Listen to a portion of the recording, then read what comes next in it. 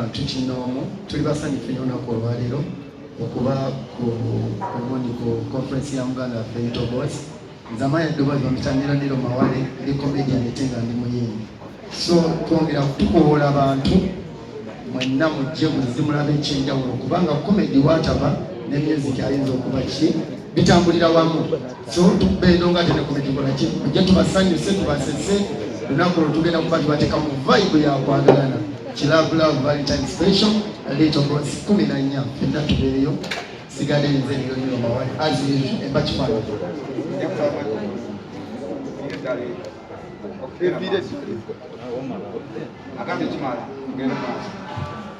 Uganda mwenna amanda bose Atabukide comedian Abayimbi ni Uganda Little Boss naye ate nze nkola comedy ne Muganda Abayimbi banetumaniriza mwenna olunaku olwenyini nga 14 February ku Africana mujje mulabe ekibayita omuyimbi abadde abawamu gaapu abaana ne bavaawo ne bajja ne bayimba kati yakomyewo ajja kulaga kikyalinawo ate music ddala mulina so mujje olunaku tubakube comedy tubakube music abanakeera tujja kwawemberamu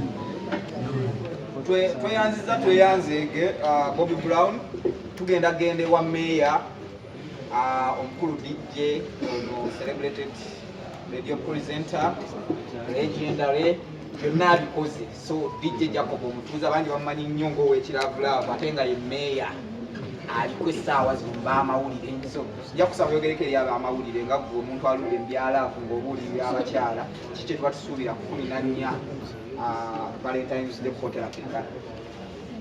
Barabisiza kuongea unasema kama mrunji asema yote au mtambuzi chako baba anaenda kile kutunze mimi sasa radio presenter atendea Yawe na mwaya unakwenda kusoma siku 9 Muganda kutoka toje na Mungu agenda kuba ayimbira abaganda omwagala ayinza okuba maamawo ayinza okuba sisitawo omuntu yenna akoze ekintu ekyenjawulo mulaavu mulamu otuletebe kabaka wa laavu amunyigenyige genda kuza omwezi 14 Little Boss omu ku basajja bensikiriza nti ffenna tumanyi amanyi obuyimba live ate amanyi nyimba z'omukwano sikira kwogera bingi nsaba basponsa mweyongereho support Uganda Munafti because Little Boss wale wakamu chasike katika sura yake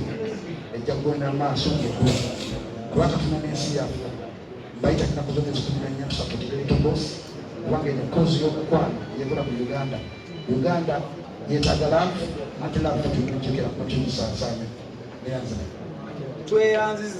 tweyanzege lady first ya kulewo mchala Uganda's Rihanna kuyimba nyimba za n'abayimbi wa dictator atukwaniriza nnyo ku kano ya kusaba obuzeeko kuba n'abantu bonna abaki basazeewo okusyokongera gwe nalotanga kati sola naye Salo balamusizaako mwenna bannange ndi musanyufu nnyo kubanga 14 February Hotel Africana nange tugenda yimba live ne Mutulumya tubakuba akayimba kafa akabyako omukwano omuti yenna ali eyo ng'oli mulamu laavu tekoma ku basajja bamaama n'abaana bammwe bazadde n'abaana muna mujje bannange ku Little Boss kwagaliza mikisa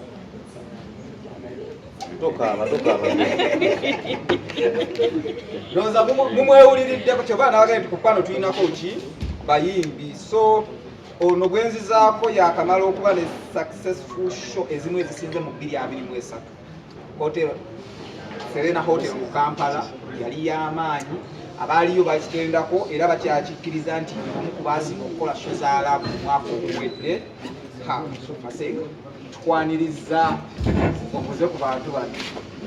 Assalamu alaikum warahmatullahi wabarakatuh. Sound of tower. Mbaniriza nnyo okubeerawo mu press conference ya muganda waffe Little Boss. Kyenjagala okusooka okwebaza, njagala okwebaza bannayuganda ne bannamawulire mwenna abatukkiririzaamu n'abatatukkiririzaamu mwenna, tusaba mutukkirizeemu. Nze ngenda kulandagamu ku katini n'esimu. Omwaka oguwedde bwe nateekayo konsati yange, abasinga obungi bansooka ne boogera ebigambo ebiringa enkuba. Oyo kiki kyeyakoze? Oyo kiki kyakajja kusobola? Naye mu byonna omuntu kasobola nga wekkiririzaamu ng'omanyi kiki ky'oli, okiteekayo bisigadde bino birigirani Katonda. Muganda wange Little Boss bwe yateekayo konsati nze omu ku baasinga okubeera omusanyufu. Nali ngenda kukola konsati endala mu Valentine, but bwe nalengera nga ataddeyo posita eyange n'engikansoli, kubanga njagala abantu abamanyi kye bakola, abantu okwongera obudde, bongere n'okubasapootinga nga Little Boss. Nze omu kubadde ekyokulabirako nti abantu babeerawo nga bakuyisaamu amaaso naye nga ati abantu abakwagala gye bali bangi. Ku show yange naleeta abantu nga bana abali surprise be naleeta Jamaawo n'ayimba naye nga abantu baagala ennyimba ze baziyimba kigambo ku kigambo. Era ne mbagamba nti guno mwaka era Jamaawo ajja kukola show. Kati ndi musanyufu nnyo nti Little Boss n'agenda kukola konsati ennaku z'omwezi 14. So abantu abaagala music owaddala tubakoowoola ng'ennaku z'omwezi 14 ku Africana mujje musapootinge Little Boss. Ate nga bagamba nti owakabiri abeera n'abaki, so mwenna tubakoola mujje tweyanzidde nja kudduwa baba Yawe naye amubuuzeeko era naye abeeko ebigambo byatusiya n'okwongerako nga abantu 14. Little Boss.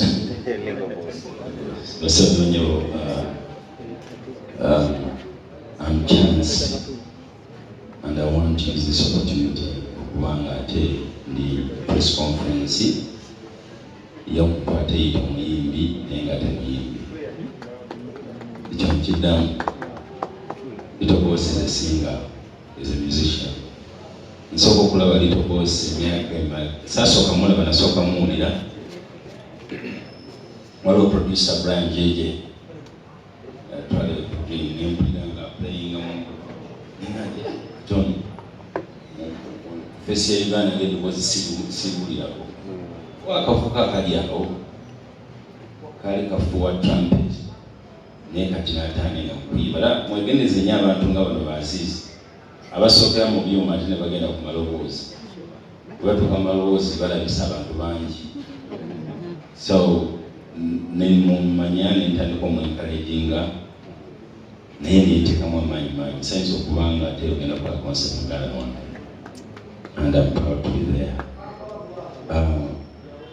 Abajja mu concert eno temusuubira kuyisa bivulu, musuubire kuyimba okusinga.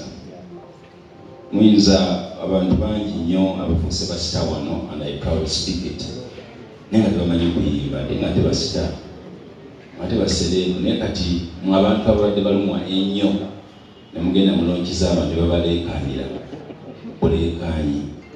Expect music from Little Boss. Tuyinza okuba nga tetuliko bayimbi bangi wano, but buli omu mulayini alina baali presentinga.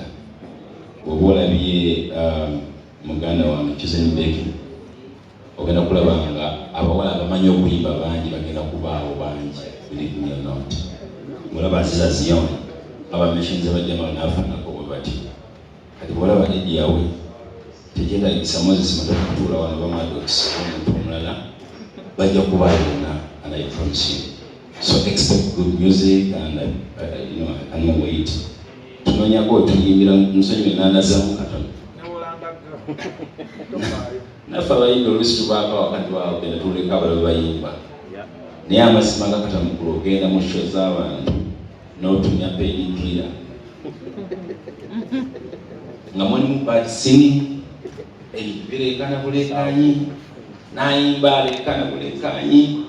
Naye as a person who has contributed to the music of Uganda, era njala kukozesa press conference eno ku advising abantu wakati ffe wowe tusanzeewo Moses Matovu bani tulingawo ne tubeerawo alito bosi baba no webali so okukola generations genda okuddako bwekintu bwekinagenda bwekijja kuba kifu nnyo lwakuba nti abantu abayimba okumumya ekizudde luvannyuma nti baba proud tebafulumya so it's upon you media okubanja abasajja bano banange mwindi okubanga tubawa music on a constant kind of pace kubanga omanyi okutokeera naye tuyinza okulusi twebaka nnyo ne tulekera abatamanyi ewekipalina space but guno omwaka ngejja kutandisisemu oguddewo shows naffe tupromisinga sometime twagala bingi nyo so much perfections naye tujja kubanga nesaidi gyemba endala ewamwami omugenzi sentamu eyo munaye bakwano bubana ate nga bayimbi bapromisinga okuba nga bonna gye bali from top to bottom nakali kagatisa akakubira akayimba nako kabadde katunuulira gwe kabadde kakopakopa ebintu bingi nnyo katusanyusa okuba nabo abakukopa n'abatandisa okukola enti mukama yebasa tweyanze babayo byonna obyogedde era tubyeyanziza otukulire tugenda kulumwa mutwe twegatiddwako Madam President Komawuma President Madam Sophie nja kusaba mu dakiika 2-3 abantu naawe obuuze